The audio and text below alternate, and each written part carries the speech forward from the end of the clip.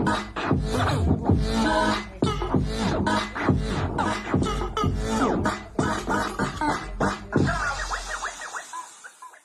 are the thoughts and opinions of DJ Prime.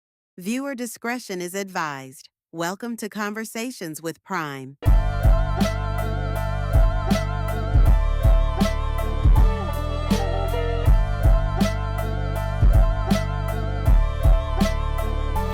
What's good, ladies and gentlemen, and welcome to another episode of Conversations with Prime. Turntablism Forever, episode 33. Once again, these are my opinions, these are my thoughts. Let's have a conversation. Welcome back to the channel. We are at episode 33, keeping it moving along. I want to thank everybody that's been tapping in with the Conversations of Prime. Thank you so much. Turntablism Forever, another great and interesting topic. I brought this topic up because of the clip that you just saw. And what really excites me about that clip is you see a lot of young people in it. You see a lot of women. You see just a congregation of DJs in it. And that to me gives me hope. You know, turntablism, this art is so beautiful and it's being picked up by kids. That's when I know it's gonna exceed and become something big and great, because the kids are the future. And this been going on now, turntablism, for over 40 years. Don't quote me, from as far back as I can remember, even when I was young. And from the research I did, I mean, people have been getting busy on turntables since the 60s. It's not just what we see from the 70s and 80s, but it's been over 40 years. And to see it still thriving, to see people still on turntables and doing their thing, it's just an amazing thing to me. When the younger generation picks things up, and anything, it's so amazing to see like young generation singing like an old soulful song by somebody like from Aretha Franklin. You see an artist and they pick up these old songs and they flip it. It's just amazing because it kind of like brings it back to life. It's almost like it's born again. And to see that through DJing, like you see a lot of these young DJs just killing it,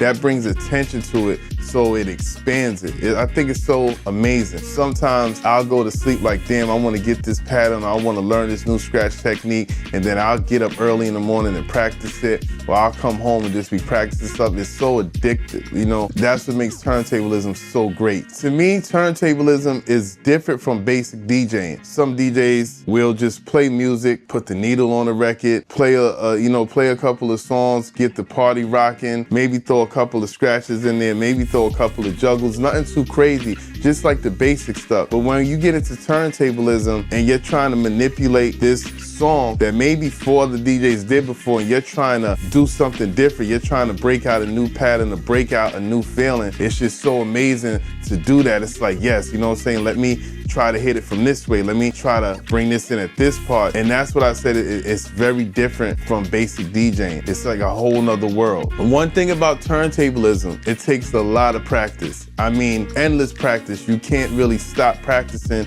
if you want to get better at it. And that's with anything in life. If you're a boxer, basketball player, baseball player, the only way you're going to get good is by practicing, going to sleep on things, you know, studying things, reading up on information, practicing over and over and over till you get it. And what you do when you practice, when you're a turntablist, it gives you an identity. It gives you an identity like, yo, this is how he does it. You know, this is how he brings a song, you know, how he scratches, or this is how he juggles. And that's amazing. So practice is very important when you're getting into turntablism. And one thing that I can tell you is much more demanding on your brain. It really, really puts your brain to the test. It has you opening up certain things in your brains. Like I say, what do they say? You use the left part of your brain more, the right, one of those things, but it's like you're using your whole brain. To get this new pattern, to get this new sound, you got to use your whole brain. So it's really demanding on the brain. Sometimes you can feel your brain hurting when you're trying to crack this new pattern, just trying to crack this code. You can feel your brain like, oh man, I feel like my brain is about to explode.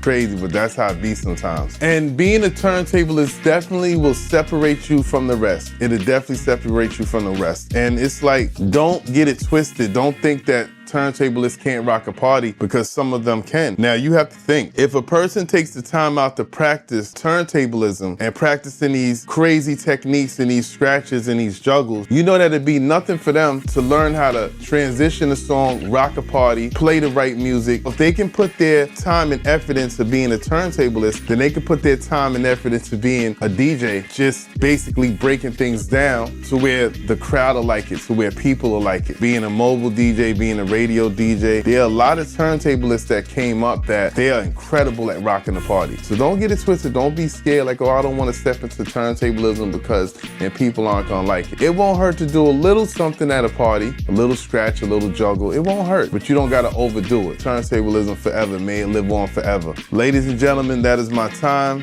Thank you for watching. Please like, share, and subscribe if you don't mind. We're trying to get them followers up. To everybody that's been watching the Conversations with Prime, I thank you from the bottom of my heart. Thank you for watching. Tune in for the next episode. Every Tuesday we're dropping. And if you need any help with DJing, any lessons or anything like that, the information is right there. Thank you. Have a great life. Peace.